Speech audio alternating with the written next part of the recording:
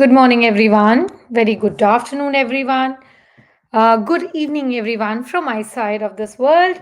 Myself, Dr. Renu Mishra. I'm joining you all from Melbourne, Australia. And I can see many people are there with us. So, a very warm welcome to one and all present here. I welcome all of you on behalf of Research Graduate. And when we talk about research graduates, so all those who are there with us in this journey, they all know that research graduate is a one-stop solution wherein we just give expert solutions and advice on you guys to you guys on when it comes to your topic selection, your statistical analysis, your dissertation writing, and everything. So that's why I call it as a one-stop solution, that wherein you have every kind of expertise available under one umbrella. So now, for all these services, you need to contact Research Graduate, and you may do so on browsing us on researchgraduate.com. And you may also get in touch with the Research Graduate with the following number displaying on your screen and email ID. All right, so moving ahead, talking about the structure of this webinar. So, this webinar will be there for around about 90 minutes or so, which will be followed by question and answers about 30 minutes. And which I always say that, the question and answers, we don't put a particular clock for it because we believe that, whatever questions you have, it'll be answered. However, there's a catch for that. Please take a note of your questions on a notepad if you have any during the webinar, and we'll deal with the questions once the webinar ends. So I would appreciate that if you don't post any question between the webinar, because I won't be able to take it during I'm discussing. Once I'm done, please feel free to just share your questions. Also, your PPTs, your certificates, your recordings will be available to you on your email ID with which you must have registered. So make sure that you register with correct, what do you say, email ID. Also, this is particularly to be noted that if you have joined from cell phones, from mobile devices, you may, experience little glitch. So, however, I always suggest that please ensure to join from a screen, bigger screen, and increase your YouTube quality to 720p for you have a better experience. So, in just in case, because we usually get too many doubts. That picture quality is not good, picture quality is video quality is not good, that so please ensure that before we start, so all the specifications if are met, you'll be good and fine to go ahead with. All right, so today's webinar, let's get started on it. And this is about, just a second. Mm, just a second, give me a minute.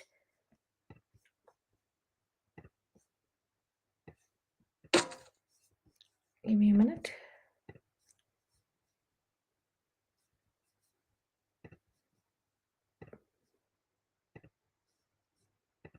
Just give me a minute, that's it.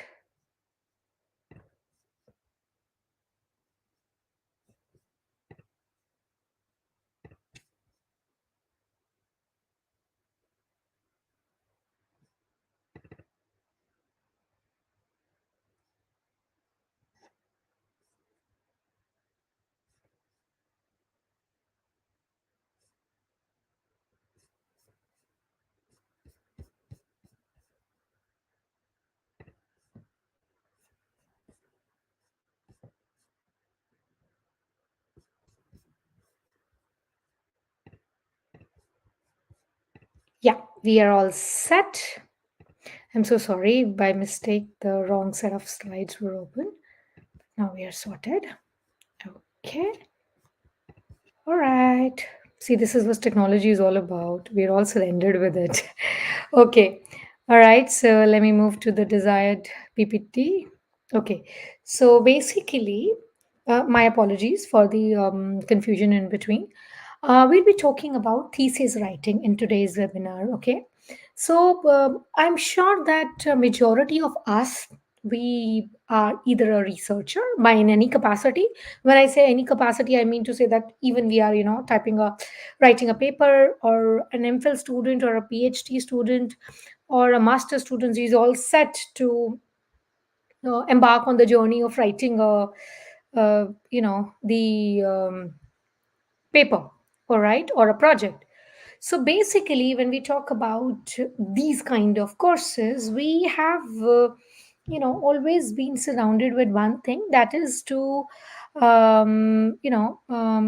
consider our specifications or our report findings or whatever we have found, to make it in a report form, and that's what we call as a thesis. Okay, so here today we are going to talk about this thesis thing. So firstly, before I share screen with you all guys, couple of things you would like make me to I would like you to understand before we move ahead.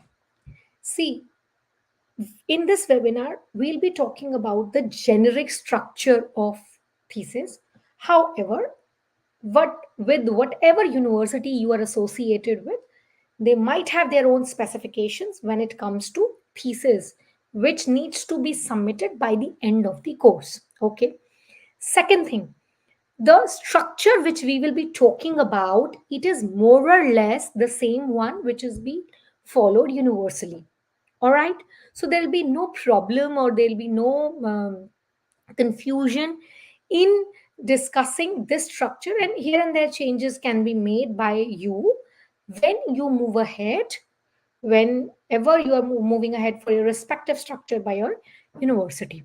Okay, so let's talk about the thesis concept of thesis first. See, we all know that it's a degree requirement. So if we are in MPhil or if we are in PhD, we need to submit this thesis. And in masters, this takes a report, this takes a structure of a report form. Okay.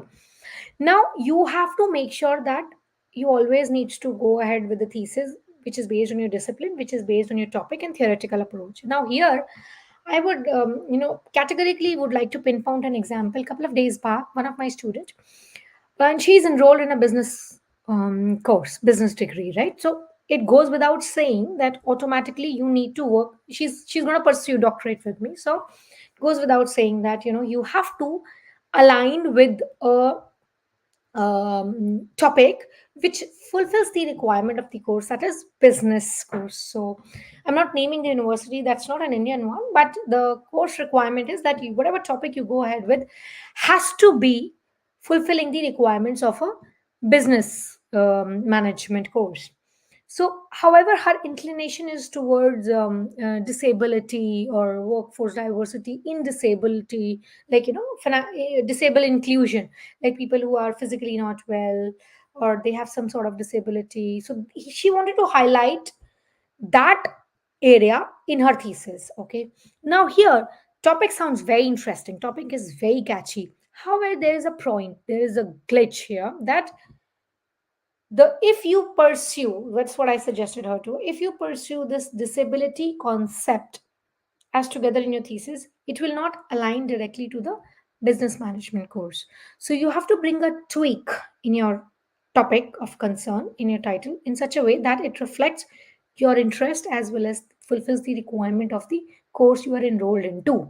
Similarly, I would like to suggest you, all of you as well, that whatever topic you would like to go ahead with, because many a times what happens is we have something in our mind going on, that this is what on which we would like to pursue our research on, but we somehow does not fulfill the criteria of the requirement of, let's say, doctorate. Let's say you're pursuing doctorate in management, that management aspect has not been getting highlighted in your topic, that needs to be taken care of well. Okay, now firstly, when we talk about a thesis, right? So is this thesis primarily is more of a structured report. It is more of a structured report. It has everything right from your topic, title. What I say, there is a difference between topic and there is a difference between title. Title is that categorization you give it to your work. your project, your report, your thesis, what is we are concerning in here. So title is that name which you assign to your work. All right. And topic is that domain in which you are pursuing your work. So it can be psychology, it can be literature, it can be historical development, it can be studying, in invertebrates or vertebrates, those who are from science background. So that is topic out of which you extract your title. All right. So when you talk about content of a thesis, that's what I told you in the starting, that I'm telling you a generic one. So it starts with the title, wherein your affiliations, your everything, the structural requirements is there. And this title page is will always be given to you by your university, because every university has this specific format to design the title page. And in the same format, you'll have to go ahead with it. Then you comes to your table of content showing your chapter number and um, your appendices, everything. Here just one point, always remember that this is a very basic mistake, but I have seen it happening quite many number of times.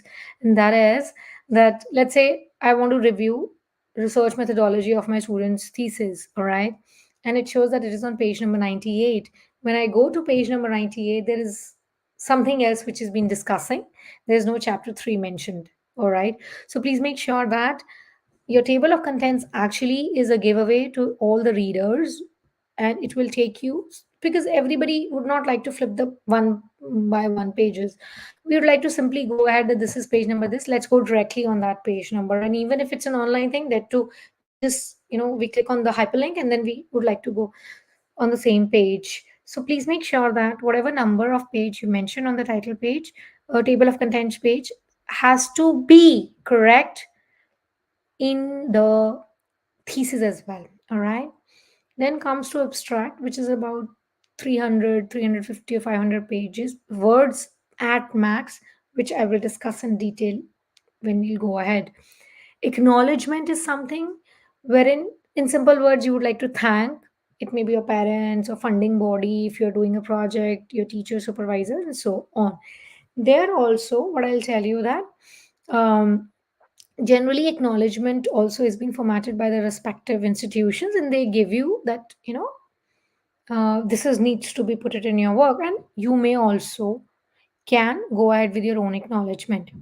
Then comes your introduction chapter. Now from here, you know you can have slight of differences which can be differed from one institution to another institution. That is, generally, introduction is all about your work. It may or may not, please carefully listen, it may or may not include background of the topic, okay, background of the context. I am again saying may or may not. All right. So basically, here you will just outline your entire work and what all your relevant sections of your thesis we're going to talk about. Okay. Here you're not revealing your work. I'm just saying your glimpse of the work. Second important things to catch up here is that please don't confuse that introduction is same as literature. No, generally, or I should say that majority cases, your literature review is a separate chapter. However, background may be a part of introduction or may not be. Just I'm repeating it again. All right. Okay. Then in the next section of your content of thesis, you come across with substantive chapters. This is what we call as main body of your thesis, like what all the are the chapters you want to discuss. Now for example, if I you would ask my work, I follow in my thesis as per the university.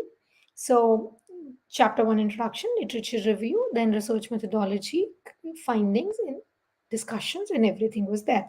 However, after literature review, okay, and research methodology chapter was there, wherein I discussed my basic methodology in one chapter, and then I further created three more chapter on my three major findings. Okay, so that's why I'm saying every university has slight or the other changes in the format. So if If I would not have created those three chapters separately on my findings, I would have gone for one chapter, findings and analysis. Okay, but I created three chapters because my findings were big. It altogether was as equivalent as one chapter ahead. Okay, so that is what we did. So substantive chapters are commonly our literature review, introduction, literature review, research methodology, findings and analysis, your conclusions, recommendations. Recommendation and conclusion are not one different chapter; they are one chapter generally. Okay, and then you move ahead for your references and your appendices. Okay, now for your appendices, your supervisor will guide you why I've mentioned this here. They may would like you to include your site insights of your study, like questionnaire to be attached or interview transcripts to be attached, or they may not like.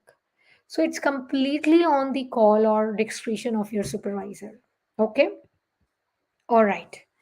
Then from here, I will talk about the respective chapters of your thesis.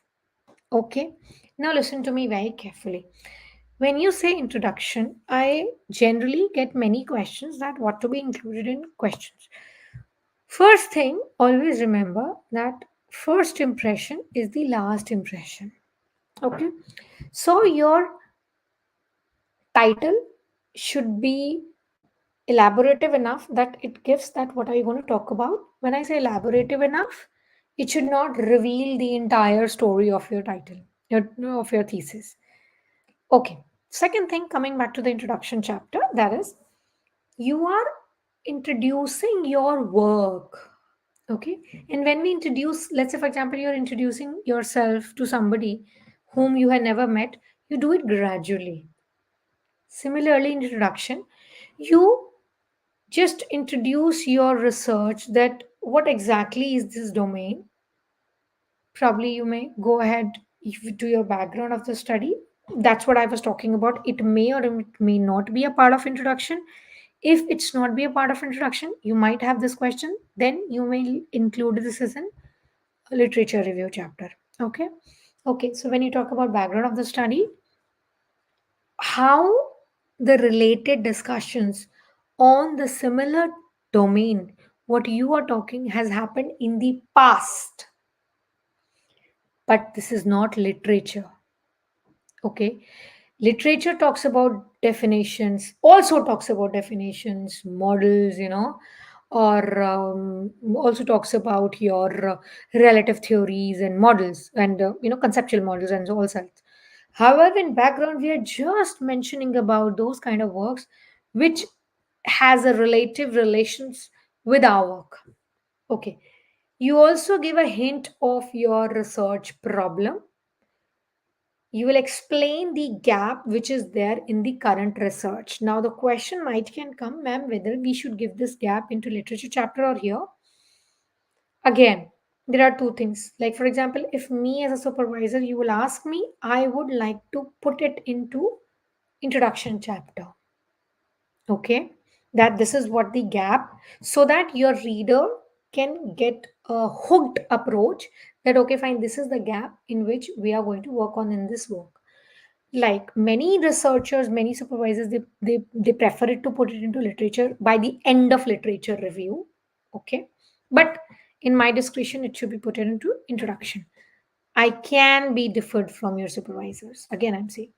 Then your research aims, objectives and questions, they'll be clearly stated, and what your research aim is. Now why these objectives, research aim and questions would be here, so that your reader can have a better platform set for your work.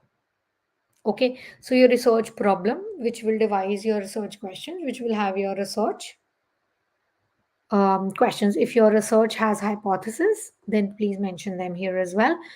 Why I said if, because every research need not to have hypothesis.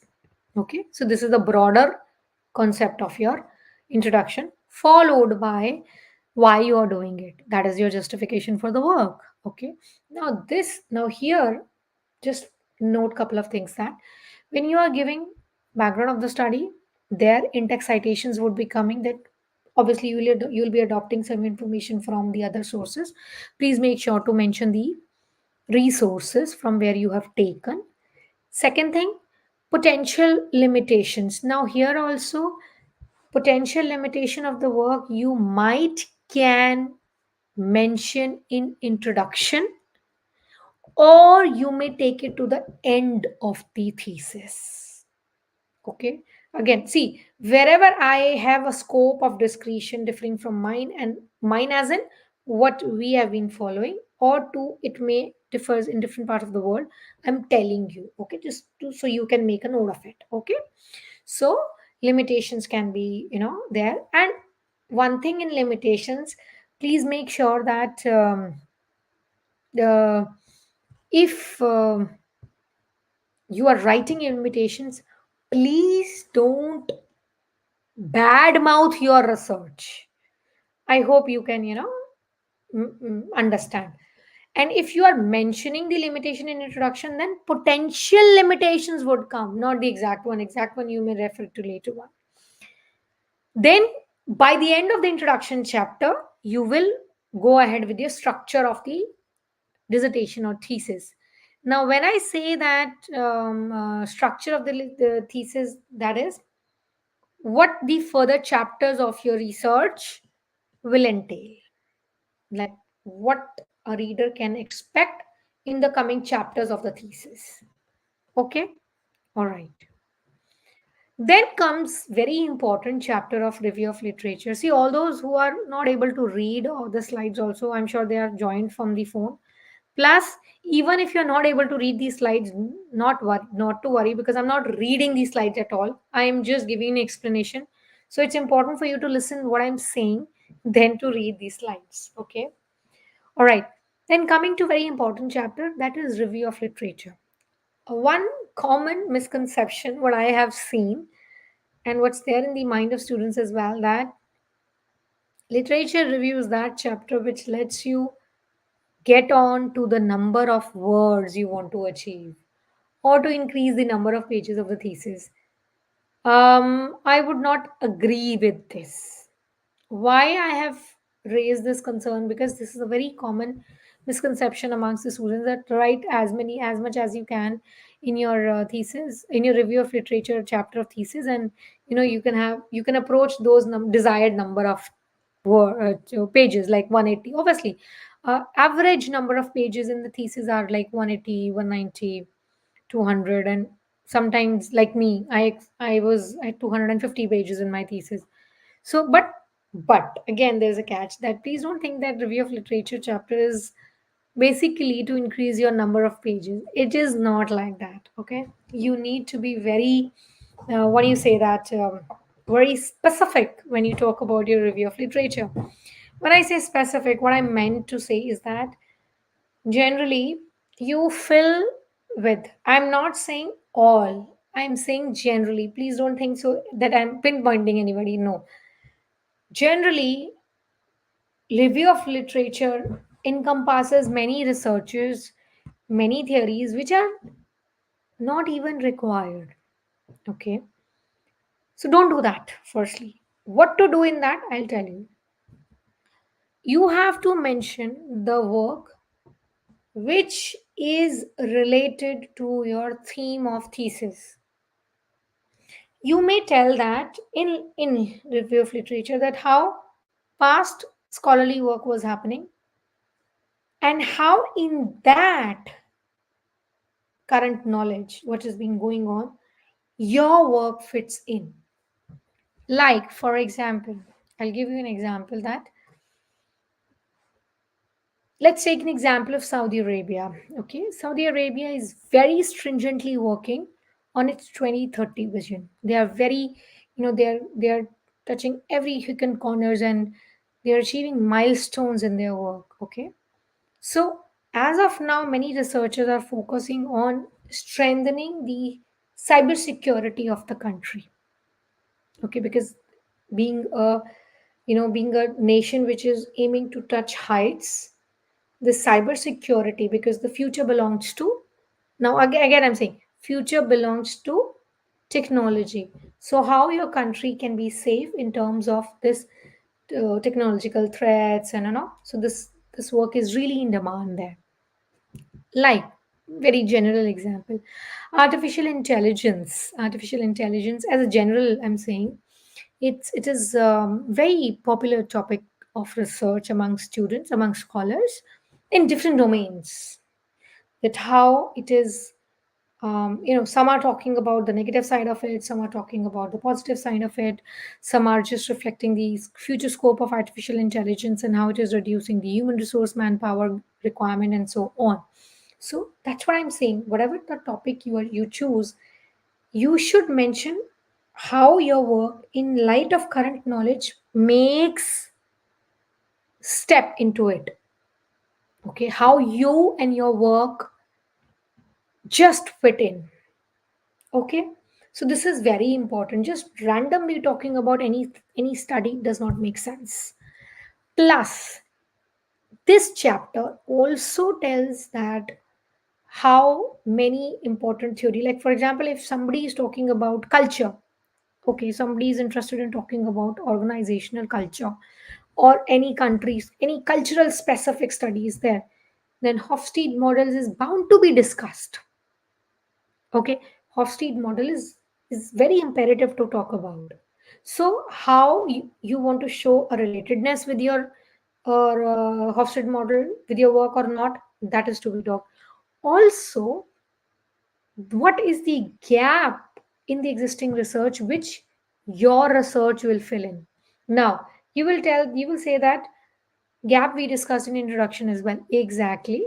See, when you're talking about a lengthy thesis, you may find many things which you think that we talked about it in that chapter, we discussed. It happens there. Introduction, you spoke about the gap, that this is a gap in the existing literature. Now in review of literature, you will also talk about that how our work is going to fulfill the gaps. Got it? I hope I'm clear. Now, also in this chapter, you will talk about that what are the important theories. Now, many questions come to me that, ma'am, we don't have any theory related to our work. It's okay, not a problem. Go for the major theories discussed, major definition talked about, and how you are related with the other researchers, also how you're different with them. Not always your work will be related to the previous researchers, how you're different with them, that also can be accommodated.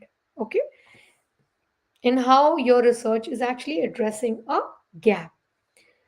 This I will take the in detail, that this question also comes in many of the defense viva, that it can be asked in very different ways, that how your research is academically important, and what are the practical implications of the research. These can be the questions. So when they say academic implications of the research, that means in a way, please make sure that this is the gap we found, and this is how our theory is, or our approach of work is actually contributing to the gap. Okay, all right. See, I'll also keep telling you that what can be the probable questions from each chapter will be asked. Also, I will take how to defend your this thesis by the end of it. But during the chapter, what all questions can come, I'll keep telling you that. So, review of literature, basically, when you talk about it, can be, and also the major problem which scholars get across with is how to structure literature review. Now, why there's a problem? Because you get too much of information, and the problem comes that how to structure with it. I'm sure that amongst us, many of us, oh, if not many of us, but most of us would be facing this problem, that how to align our literature. So that's basically that, you know you should be very clear that a literature should be in three sections: introduction, body creation, and conclusion. So when I say introduction, you may focus on major concepts related to your work, major theories related to your work.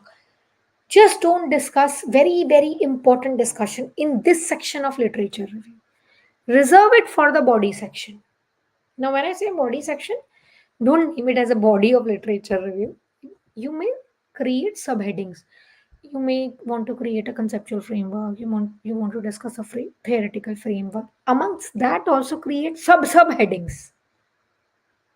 Okay, maybe you want to highlight, maybe if you have discussed variable based review of literature, wherein you are talking about the variables identified in your literature review, so you're creating subheadings on the basis of the variables identified, right? This is the way I'm telling you. Or you want to highlight some major publications which very relatively contribute towards your work, so you may create a subheading for that. So this way you can structure. Then comes your conclusion section, wherein you need to just summarize your entire work of literature review only. So, in that, you have to give your own opinion. Okay. Your own opinion is also required during the literature review chapter, where you are not supposed to just copy and paste. No, your opinion is required, as in, let's say you have taken a content from some XYZ paper. How your work is related, is not related, needs to be mentioned. So your opinion is required there as well. Okay. Similarly, your conclusion section is all about how you will conclude your literature review, like on the basis of the number of the theories which you have mentioned, on the number of the models which we have talked about. So, entire conclusion will based upon that chapter. Okay. All right. Then there are three ways you can organize your work. One is chronological, that is according to the date. So, ascending order, descending order, as per ascending or descending order, the order of the publications of the sources which you have taken. Okay. So, let's say you want to say that I want to first discuss the most recent one, then the middle one, then the older one.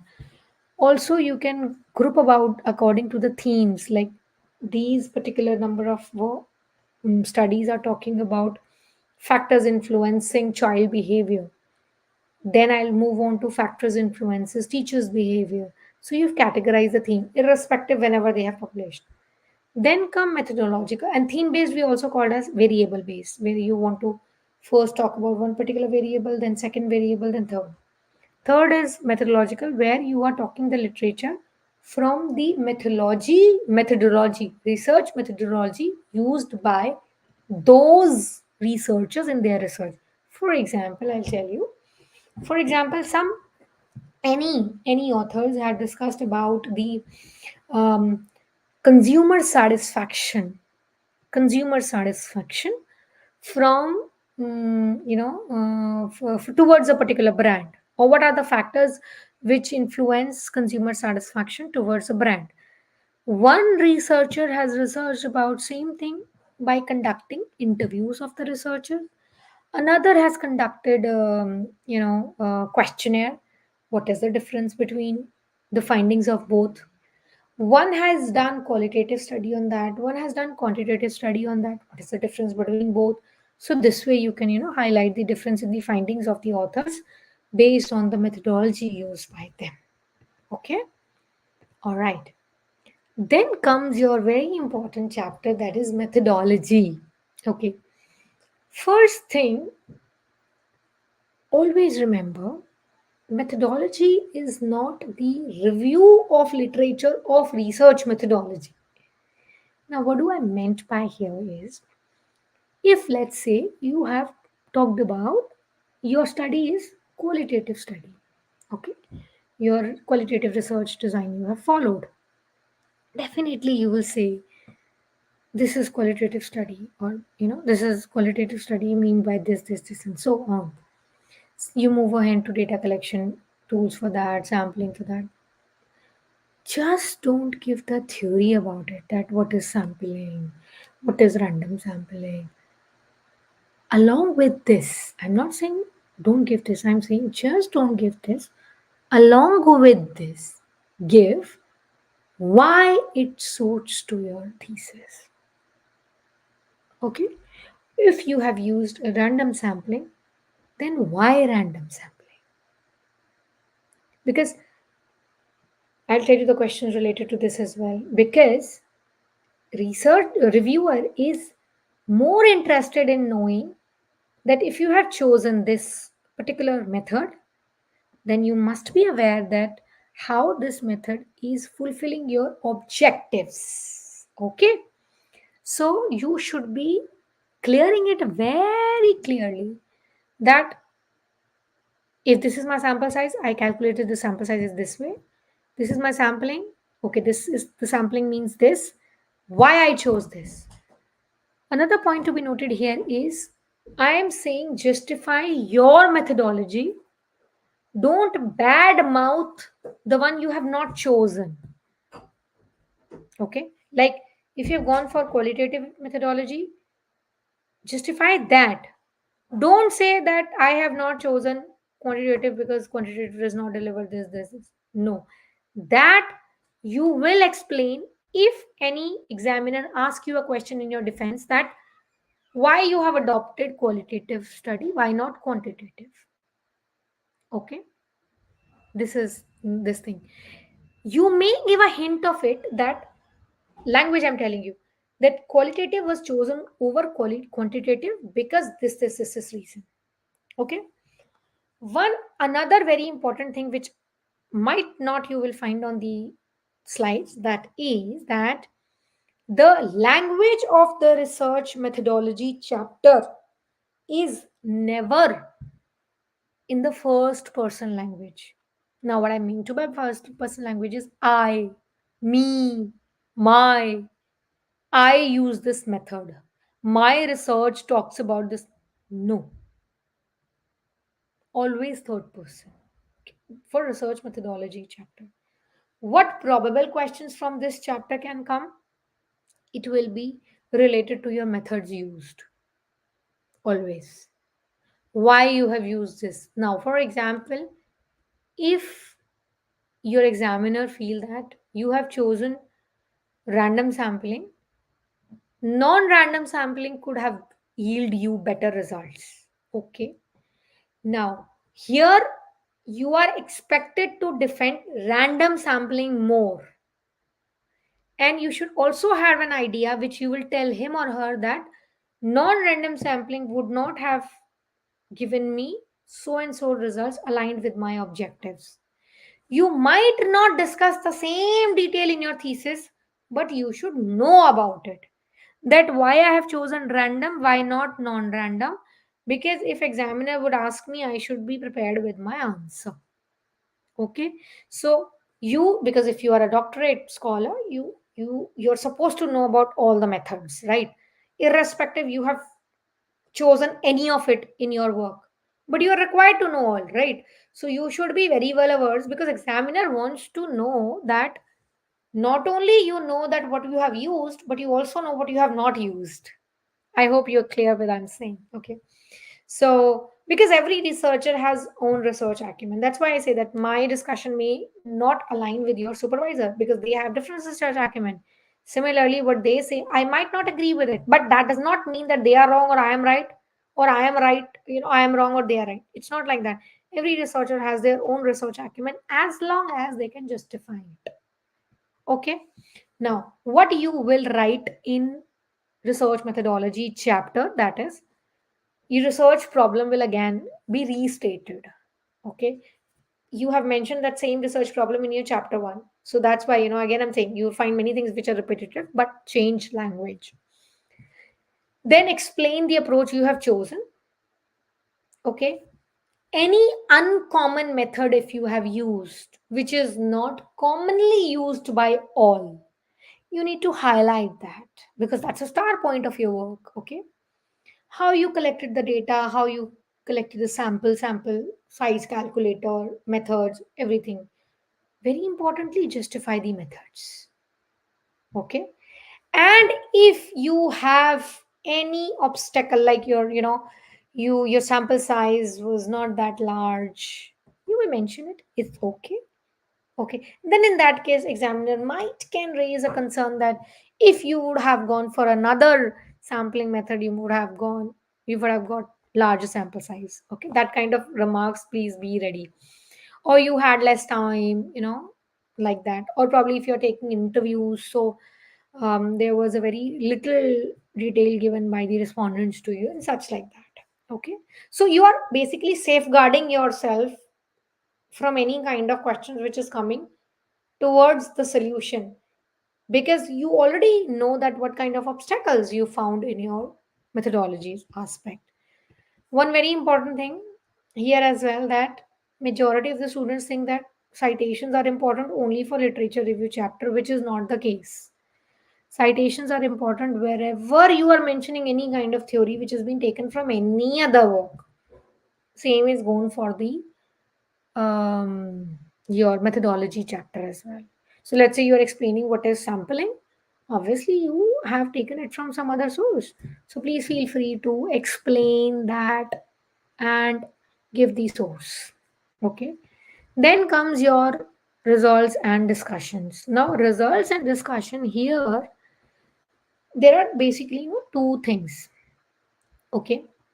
When you say writing the results, there you are talking about what you have found out. If you have adopted qualitative methodology, all the graphs, pie charts, tables, they are called as data visualization tools. Like how will you present your data? You will explain that. Now, I'm telling you the difference between results and discussion.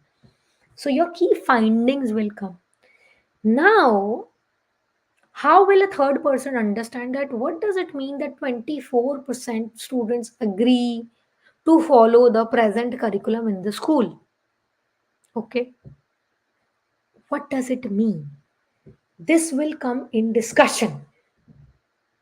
Okay, that is what exactly the meaning of result is. What exactly those tables, those graphs means to a commoner. Okay, and if you have found out any unusual what do you say, finding, any unusual findings in your results, highlight that, because that unusual findings will contribute towards your research significance later on, your implications later on. Okay, now these, in this chapter you might can get a question that what is the most insightful finding you have found. Okay, or one particular graph is being picked up, explain the results according to you. Or do you think so that your research methodology chosen by you justify the results finding found by you? All such questions can come. Okay, then comes your summary and conclusion. Now, basically, they are little overlapped to each other, to be very true. Okay, now summary is basically is something very much related to your introduction chapter. There you talked about that what possible findings would have come, what we did, what we are going to do. Introduction is the starting of thesis. So the language will be what you can expect in our thesis. In summary, you are actually restating the same that this is being done. Okay, like what was the main purpose of your thesis and how it has been achieved. Okay, and in this summary you will have recommendations, your results and conclusion sections, and basically you are discussing the main highlights you have achieved in your thesis, in your work. Now when you talk about conclusion, you are mainly focusing about your results, that this is the gist of my results. Now here I'll give you a tip. The tip is that you set research objectives in chapter 1, right? So, summarize those objectives, answers in conclusion. Okay? Then this section will have the answers to all the research questions which you coined out in chapter 1. You had research questions now. Obviously, they need to be answered. The answers will be here. Okay, what are your main contributions? Any limitations? I told you, limitation we will talk about in last chapter as well. This is here. Okay, and recommendation for future research. So when you talk about, now I told you, there can be a overlap in this summary and conclusion. So when you talk about a chapter, it comes as summary and conclusion. So don't write two recommendations. One recommendation is okay. Okay, so a combined summary and conclusion chapter looks like this. Okay, all right. Then specifically, what to be focused in your conclusion. See, what happened is that when we send thesis for the review, so after reading your objectives, questions, and having a glimpse on your methodology, generally reviewer comes directly to the conclusion chapter, that how you have, that these are the questions you stated in chapter 1 and how you have achieved them. Obviously you must have mentioned in chapter number, last chapter, that is conclusion. So we generally refer to the conclusion chapter and we straight away go to that chapter directly, that let us see that how the scholar has achieved it. Okay, so in that you will obviously create a introduction section. Now here is a little tip that I, in my opinion, being a supervisor, I always suggest that for any new chapter you are starting in the thesis, give an introduction, brief introduction to that chapter, just like what the reader can expect in this particular chapter. This you have mentioned in the structure dissertation thesis structure overview in chapter 1 also. By the end of it, this you should give in the starting of each chapter. Now again you'll say a lot of overlapping. Yes, obviously, yeah, you're going to write 200 something around 200 pages, so major many information, will get overlapped, so it's okay. So it looks structurally good also, it looks informative also to the reader, and we as a reader are able to have a connect with what we are going to expect in the chapter. Okay, so here also in conclusion you prepare a introduction, and then you relate your findings to your aim. Okay, that how the findings of your work are able to achieve that research aim which we stated in the introduction chapter. I hope I'm able to create that relation. Then how your study contributes to the field step. Now this step 3 can also be called as implications. There are two kinds of implication, that is practical implication, that how the findings of your work can be important for the corporate worlds, organization can make benefit of it. Academic implication, that how your findings of your study is contributing to the literature. Let's say you coined a new model, you devised a new theory, you gave a new definition, that will come into academic implications. Okay, then limitation will come and recommendation for future research, and then a closing summary. So that's why many things you will find out in your thesis, that I have written this earlier, I have written this earlier, it will happen.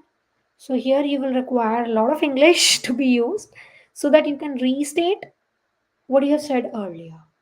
Okay, all right, particularly focusing on what should be mentioned in future recommendation. Now in future recommendation, one thing can be added, what you were not able to achieve, whatever limitation or flaw is there in your research, you may recommend it to future research to go ahead. Okay, probably you can say that from this theoretical perspective this title can be studied, or in different areas or different region can be studied. Now, one thing, your future of recommendation research should be so clear that anybody who would like to pursue research in your domain can have an idea what to be worked upon from your recommendations. Like, Generally, faculties or researchers, teachers, we suggest that if you are, very, if you are struggling too much with what to be worked upon in your domain, read the latest researchers as in read the latest dissertation or thesis and focus on their future recommendation. You get a lot of idea from there. This is a tip for many of you here who are struggling with the topic to be worked upon, or what particular aspect we should study.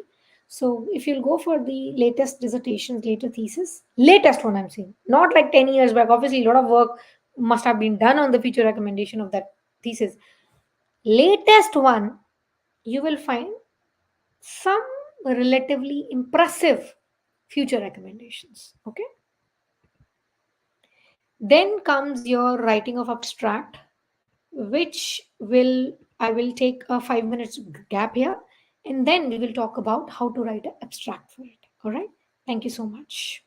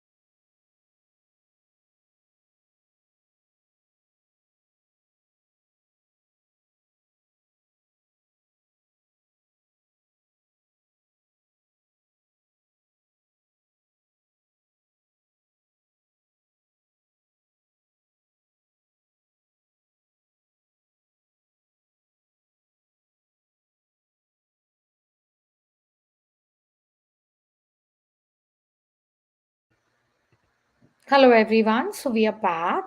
Okay.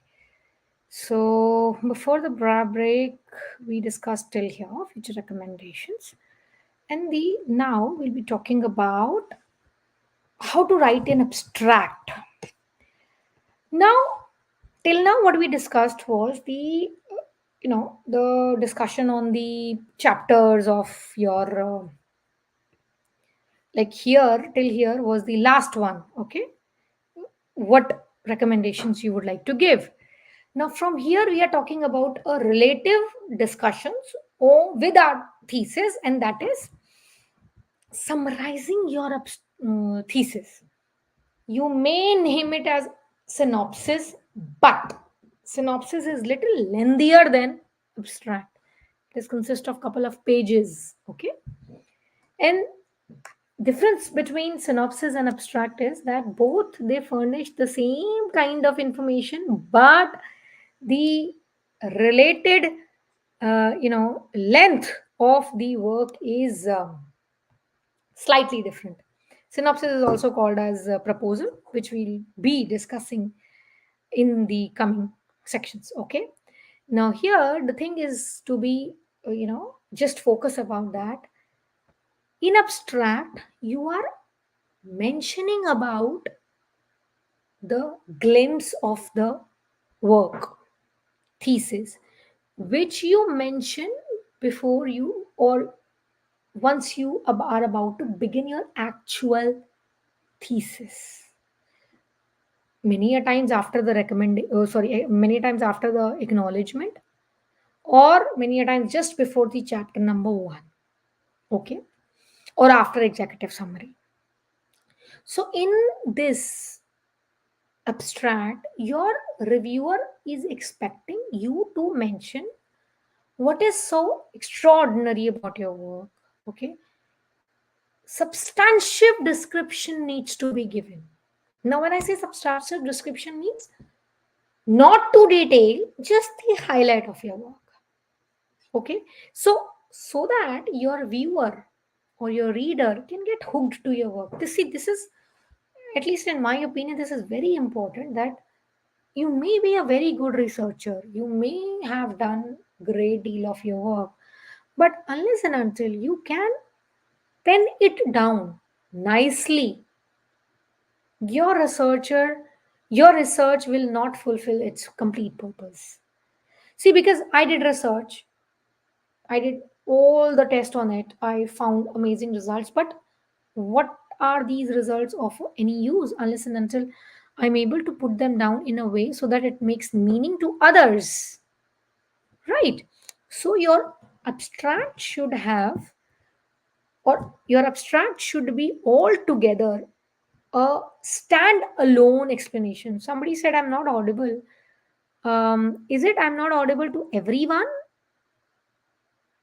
or it is just the problem with Miss Shraddha? If anyone can reply, that's it.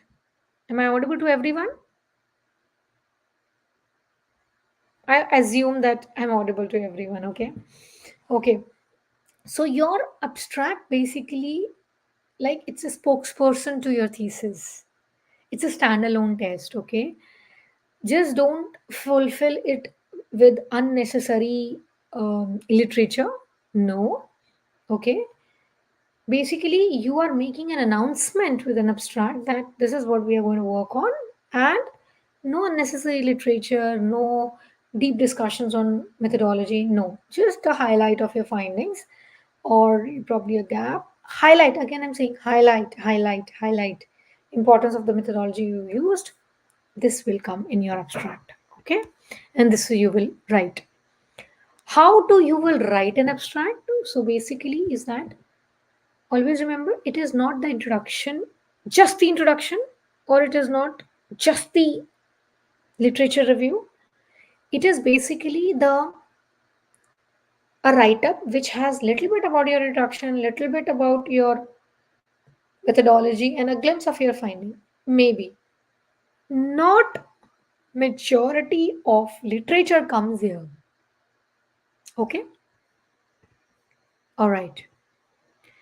Now comes very important thing. Probably When we say that how much my uh, examiner or probably university will like my thesis, or many a times that you would like to appear for a PhD course. Before that, you have to submit a proposal, or many university there is a stage when before defending your thesis or before actual working on your thesis, you have to work on a proposal, defend that, get passed into it, and then you move into thesis. We call it as synopsis also, we call it as a proposal also. Okay, so proposal basically is a summary of your work, which gives the outline of your work, that what are you going to do, which domain your study will cover, which gap it is going to fulfill, and how the past knowledge is there, how your work fulfills into current knowledge. Okay, so this is something which needs to be highlighted on the research proposal. There are a couple of structure I have given for research proposal. Now these structures you can refer it to later when you'll get the slides. Listen to me first on this research proposal. The word count of this research proposal can gets to from 1500 to 4000 words. In between that ranges depending upon the university you're affiliated with. Second thing, you might need to give research proposal slash synopsis before you qualify for a course. This probably defending a research proposal probably can be your entry ticket to your PhD. Okay, or depends upon the university again. If you are already a research scholar, the first milestone you need to achieve is preparing a research proposal and defending it. Okay, so there are two situations, either before you get into the course or just after the getting into the course, but structure will remains the same. All right, so it is again your abstract, title page, introduction, literature review, everything is like your thesis only. You'll say that, ma'am, it's everything less. Yes, but smaller version of it.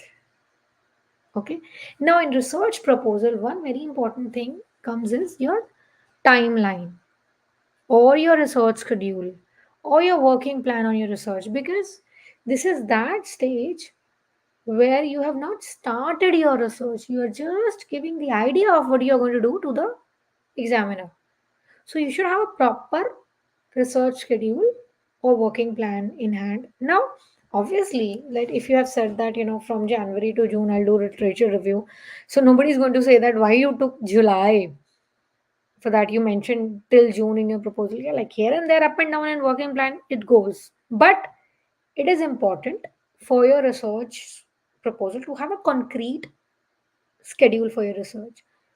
Questions which might can be asked to you here is that examiner might find that you have given less time to your methodology section, particularly data collection. Okay, so there a simple answer should be that, okay, fine, sir or ma'am, we'll discuss it with the supervisor and we'll try to reschedule it according to the time which can be taken. Okay, so another thing is, now here is one thing needs to be taken care very well. If any question, if any question comes on research proposal, particularly on your methodology, obviously you should be very well versed with the justification, like I told you in the this is thesis. Here it can be one thing that obviously in thesis you have already done that part, you have already applied the methodology, so you should be very firm. While defending research proposal, you might feel that no, the examiner is right and I am not able to justify my methodology. Because when you are defending your methodology, once you are done with your work at the time of thesis defense, at that time your confidence will be multiplied. Obviously, you are very well clear headed in that. However, if you are presenting a research proposal and your examiner think that your methodology does not align with well with your objectives, and you also fall lack with your explanation, then just don't argue unnecessarily, unless and until you have full furnished justification. So that's why, while preparing for research proposal defense, you should be very well clear headed in your mind that why this research methodology is suitable to my objectives. Because during the proposal defense, generally questions comes on the significance and your methodology. So you should be very thorough with this justification while defending your proposal. Okay. Okay. So here more template of proposal. Okay. Now I have given the what to be added in each section. Okay. Now here one thing to be added, that if anybody's work is a funded project, like you're doing a funded project and you are extracting a PhD out of that, you may mention that in your proposal. Okay. It is okay to do that, or rather it's a section to be added in your proposal. Couple of more templates. So when you will get your slides in your email id, you may get to each one of that. So here, these topics which I have mentioned in detail here, you may actually focus in your thesis also. Okay. Okay. Now what we'll be talking about is how you can actually organize your literature review, because this is something which which I thought that can be an important aspect, because that what we discussed in the previous discussion before the gap was how actually you should have a chapters. Now here this is something to be to be focused more on, that is organizing literature review. Generally students get a trouble while organizing literature review.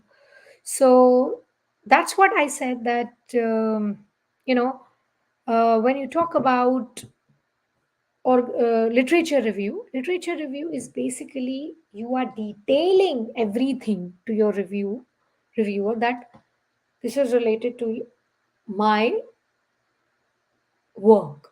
This previous studies or these previous studies are related or impacting my work. You may do it, as I told you, from the date of publications, which we discussed also. Like you may would like to highlight some more important events. Okay. Some important publications, you may arrange a literature review according to that as well. Plus, another way of organizing literature review is methodological way, right? That is your focusing on the specific methodology of the previous researches. One way which we discussed during that time was by theme also, that is you're talking about the variables also, that variable wise variable you are explaining the literature. What I personally follow is the variable way of organizing the literature. Okay. Okay. Then in detail we'll understand what is a discussion section. So before the break we talked about what are the chapters. Here what exactly to be included in those section. Okay. So discussion basically is one of the important one. Why one of the important one is, like I said, you may be a good researcher, you may be a amazing statistician, but if the analysis made by you does not align with what you are intending to fight, then your research does not make any sense. And how will that happen? That will happen when you will actually explain it in your discussion section, that what exactly my findings, my analysis means. So that explanation will give an answer to my audience, that this is what I wanted to discuss. Okay. What to include in this section is, what did you do? What did you find? What did it means? In short, I mean, all this means is, why is it important? Your strengths and weaknesses, recommendations for research or clinical practices. Clinical practices is for those who are into science. So this is what we have discussed already. Now coming to your conclusion chapter.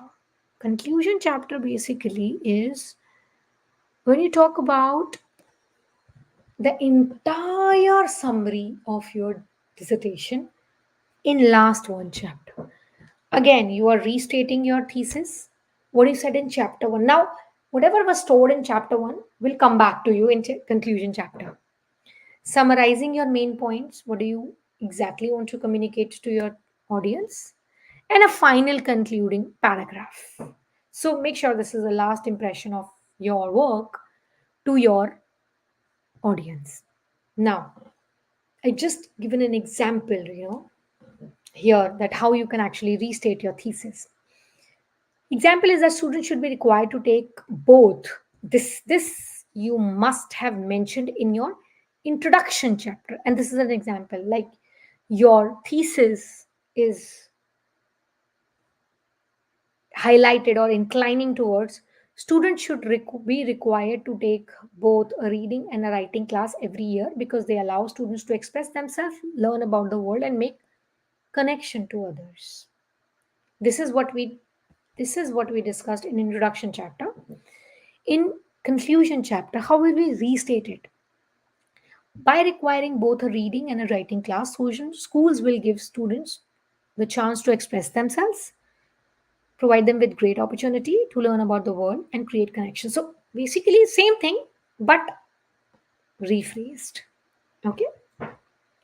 Then summarizing your main points, probably there's a glitch in the slide. I will explain you that whenever you are restating your main points, basically, is that when you have found out your findings, just put them point by point, highlighted point by point.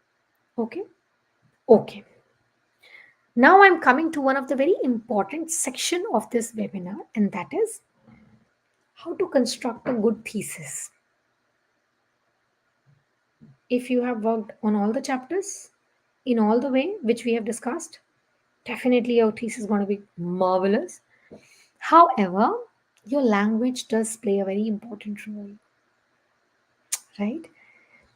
You should be very clear that what are your primary sources of information.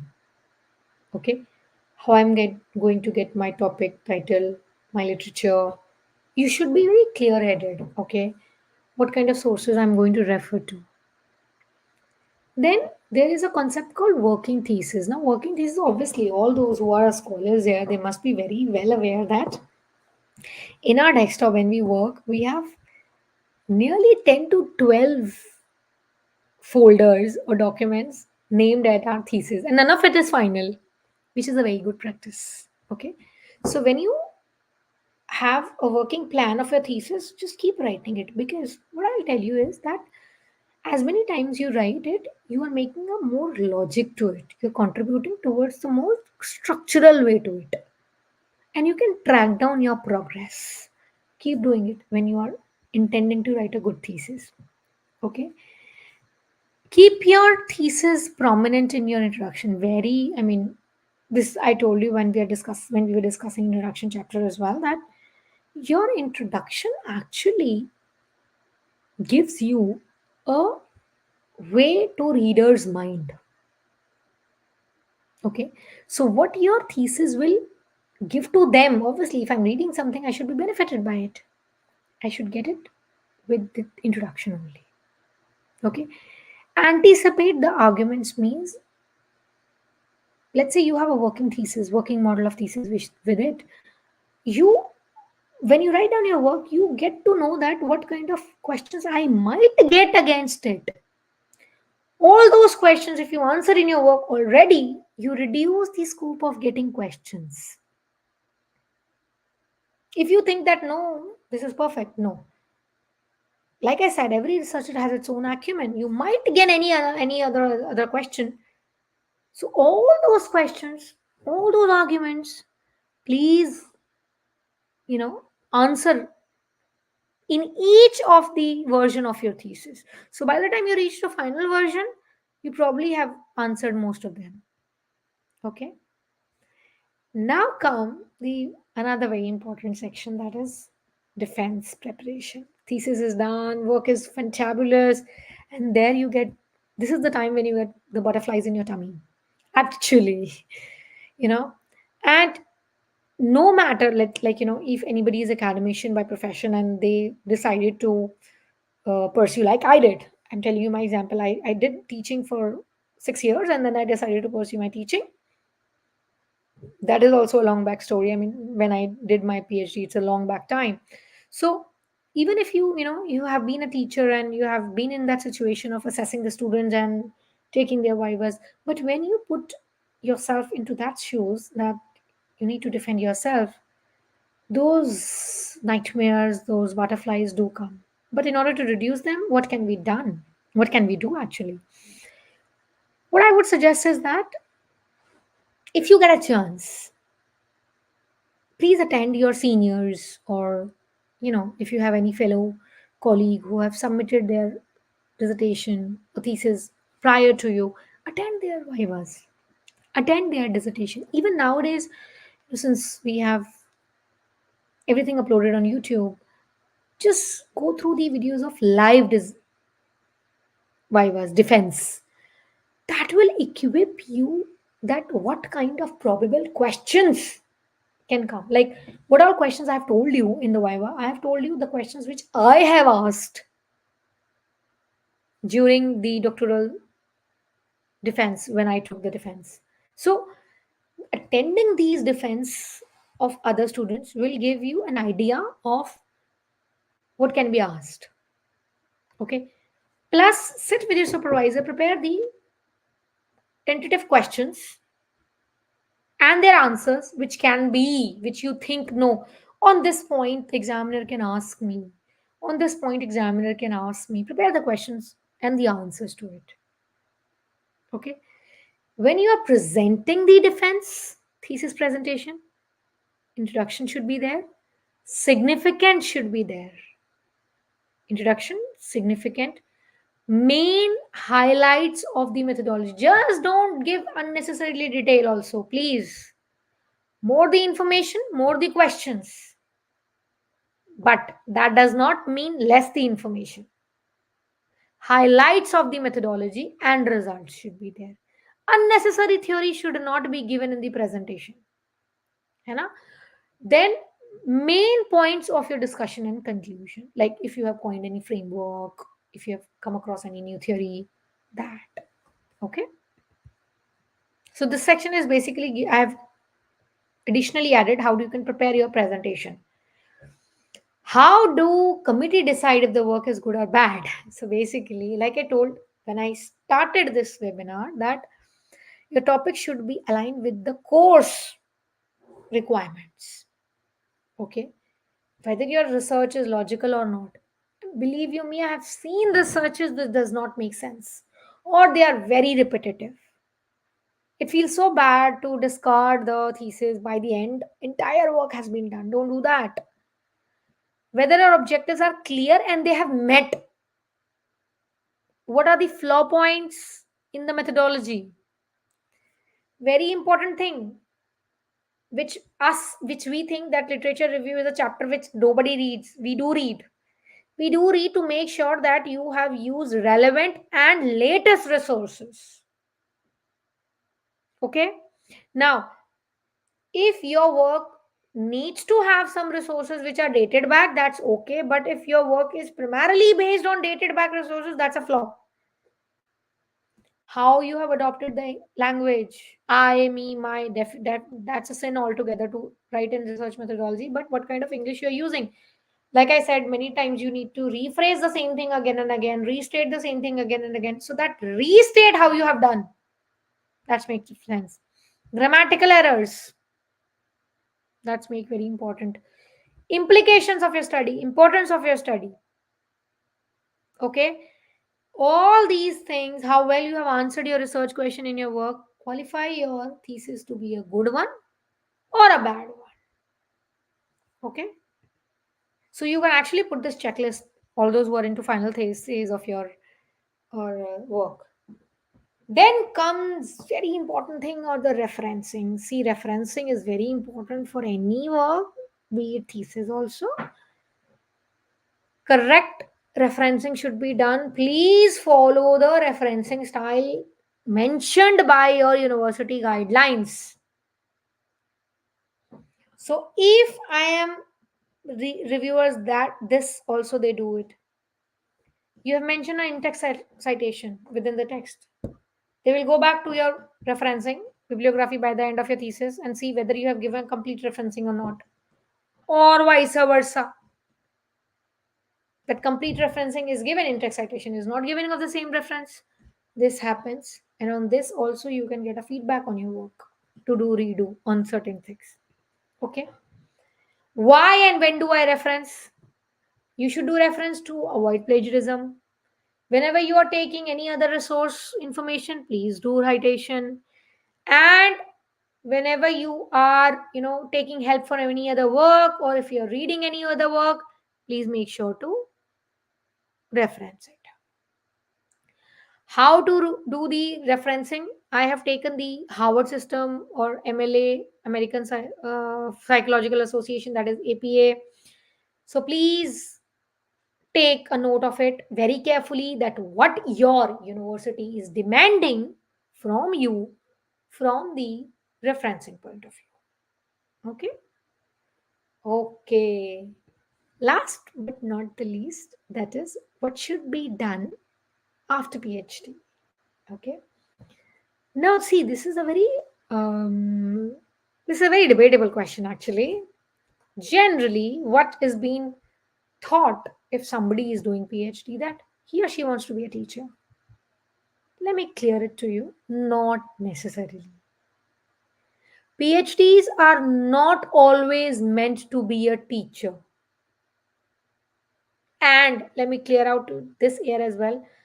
Every PhD will be a good teacher. That's also not necessary. Okay. So if you have a real good passion, and you have a real good passion for teaching, and if you're doing PhD for that purpose, goes very well.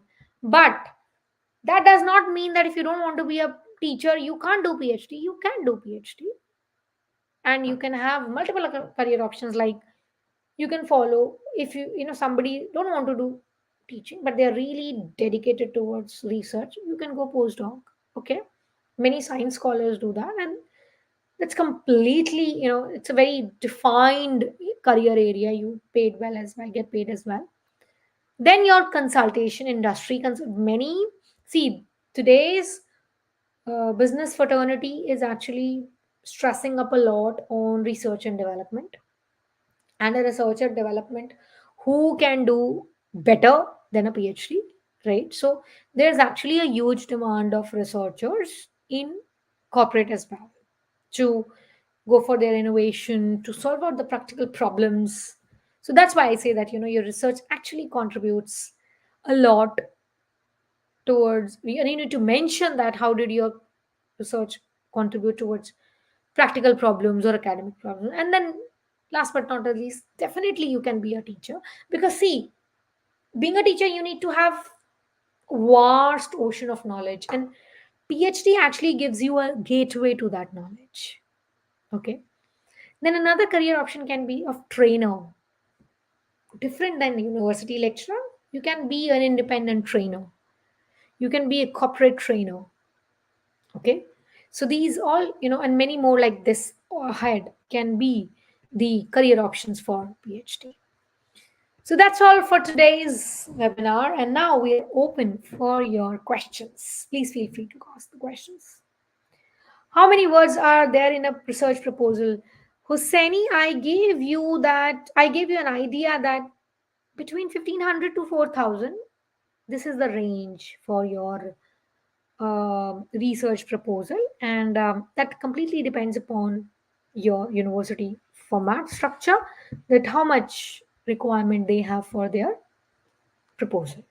Okay, please feel free to type the questions.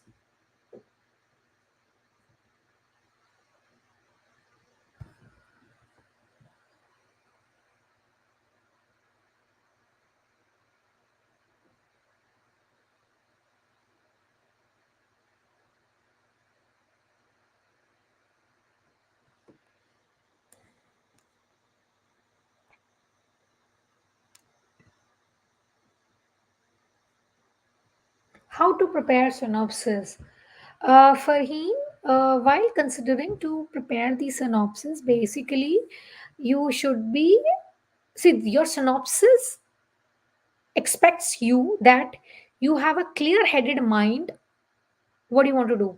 So primarily you do everything what you do in your thesis except analyzing the data, finding out the findings. But while preparing your synopsis, you should have a clear mind that this statistical technique I'll apply. So which topic you want to do in, your title should be finalized. Now universities may change or change may not change the title, but you should have a final topic. You should have a clear headed on literature review and methodology. Dr. Muhammad, I have actually mentioned in the slides that what to be covered in discussion section. Your interpretation of the results, limitation, weaknesses, recommendation for future research. Is there any limitation for recommendation in terms of number of recommendation, or should it be only have one recommendation? No, see, one recommendation. No, at least you should have two to three, three at least for a thesis perspective, 3 to 5. Even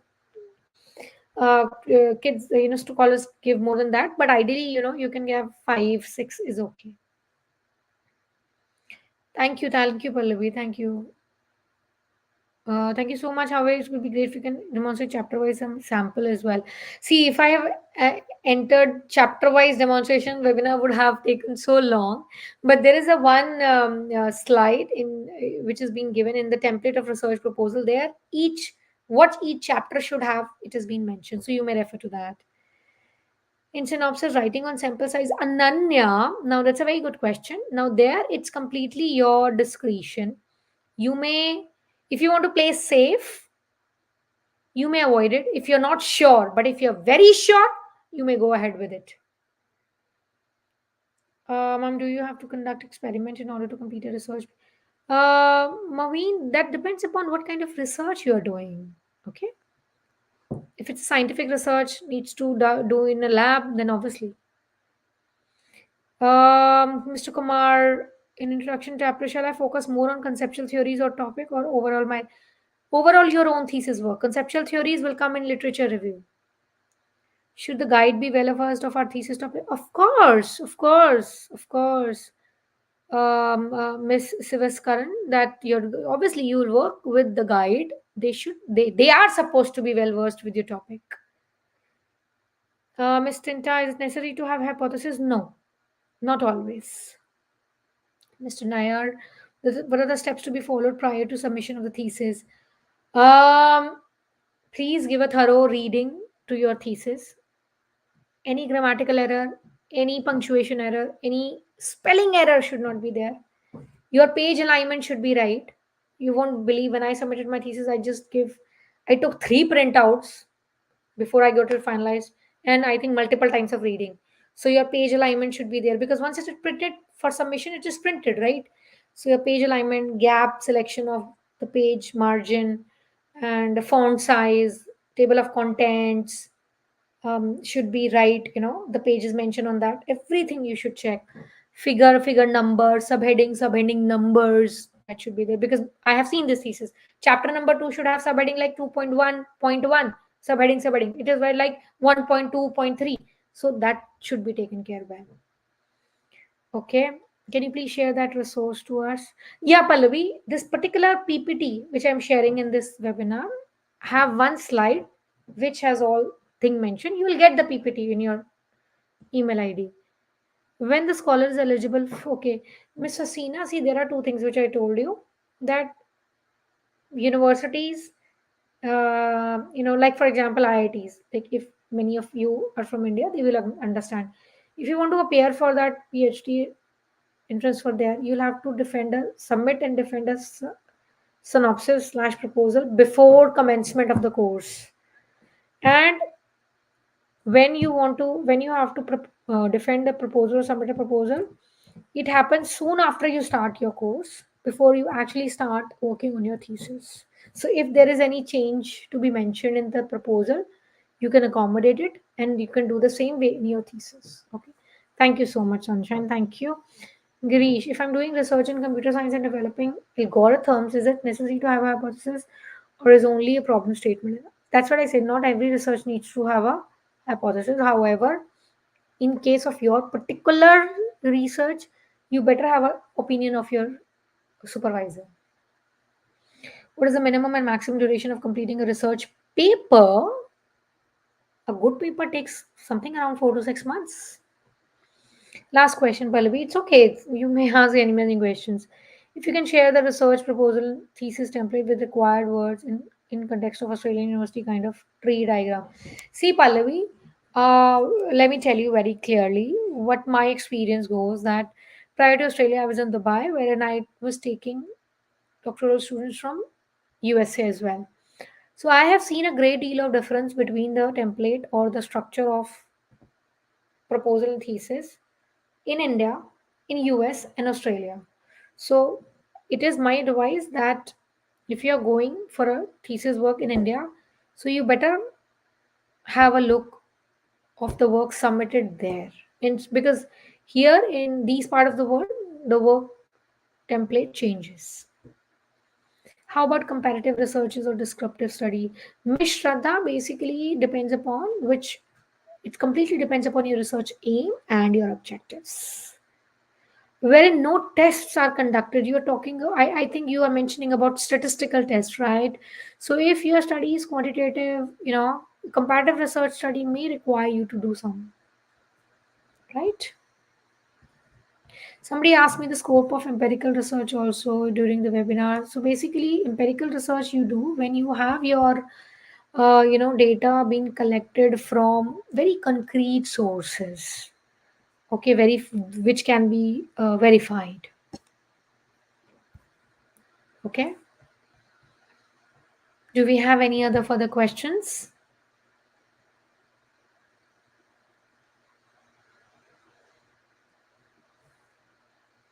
Please feel free to type it, guys. If anybody is approaching towards submission or has some questions about defense.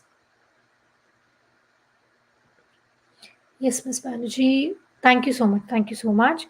In my case, I have to add some variables which is not there in existing literature, but through my interview, I got them. Obviously, that's actually is your finding. That's actually your finding and your contribution towards the literature.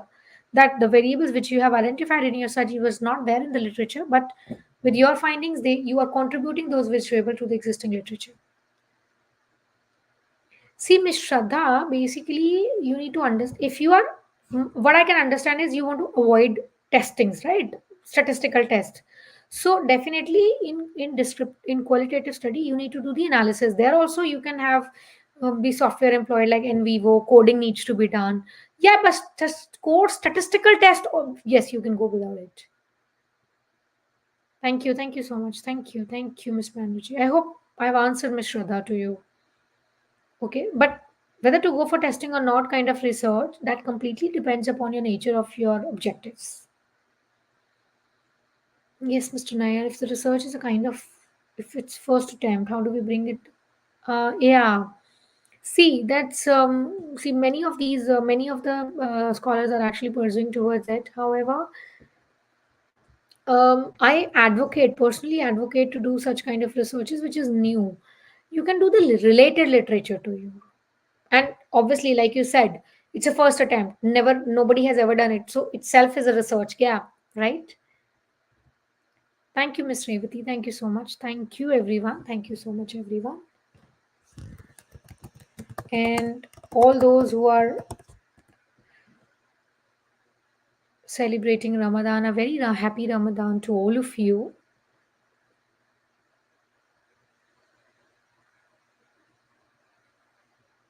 Thank you so much. Do we have any other further questions?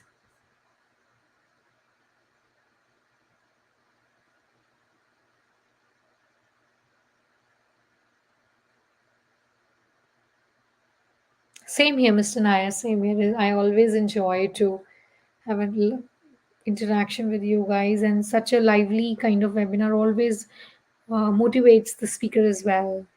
Thank you, Mr. Saurav. Thank you so much.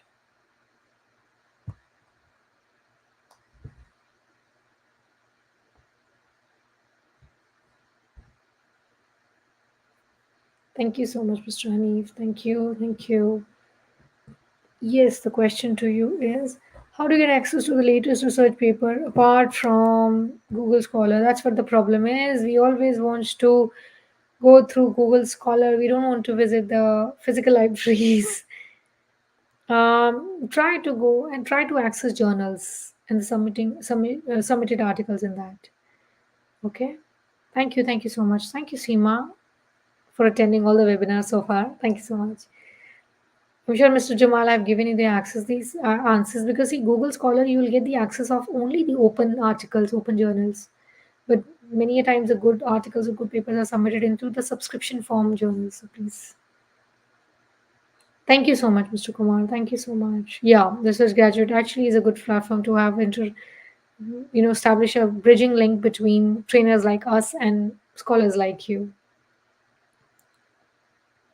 What thing is more important in discussion?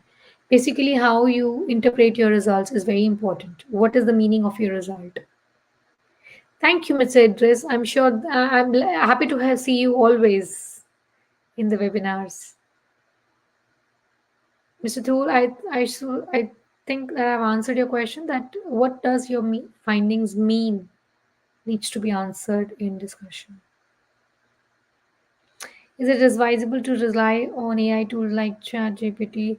I would not say yes because ChatGPT, see, you in research, you work on a particular, very concise kind of objectives. ChatGPT gives you generic information. Trust you me or not, ChatGPT does not give into the whereabouts of the topics which you want to highlight on, right? And many university also have banned submitting the ChatGPT produced research proposal. And when your proposal is submitted online, you might not get the AI plagiarism visible to you, but the reviewer on the other side may get it. So I am not, see, you can take help of ChatGPT in order to formatting of your work or structuring your work. That kind of it's okay. Malikarjun, again, that depends upon the depth of your research, but more than 5 is not advisable. Thank you, everyone. Revati, I told, like, hypothesis is not mandatory all the time. Okay? It's not. Plagiarism checking, you can do it with the software. Okay, Nanya?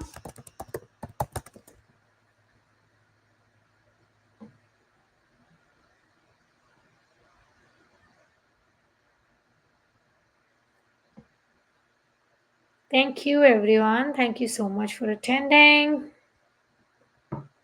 I'm sure the same kind of strength we will have in different. You can go for Turnitin. Plagiarism, you can go for that. Plagiarism checker, you can check from that. Thank you, Mr. Mohammed. Thank you so much. Thank you. Thank you. Likewise. I mean, the learning is from me, for me as well. Yeah. Thank you so much.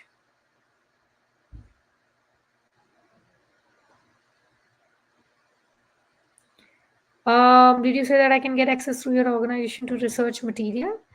No, I didn't say that, Mr. Mutsufa. What I meant to say is that you can actually get the access of material through visiting public libraries, university library, and going through some journals which require subscription. Thank you, everyone. Thank you. Mr. Malkarjun, the number of pages for the thesis to be getting, your university always mention it. That what should be the number of pages? Generally, the range is between 150 to 200, or it can be 250. So during that, between that ranges. Thank you so much, Sunny. Thank you so much. Thank you. Thank you so much. Thank you so much from this part of the world that is Melbourne. So actually, it's a great opportunity to interact. All of you, all of you. Thank you so much. Thank you, everyone. Thank you. All right. So shall we take a leave now? Let's have a meet. Let's have a meet again in the next webinar. And looking forward to see all of you. All right. Thank you so much. Thank you. Thank you.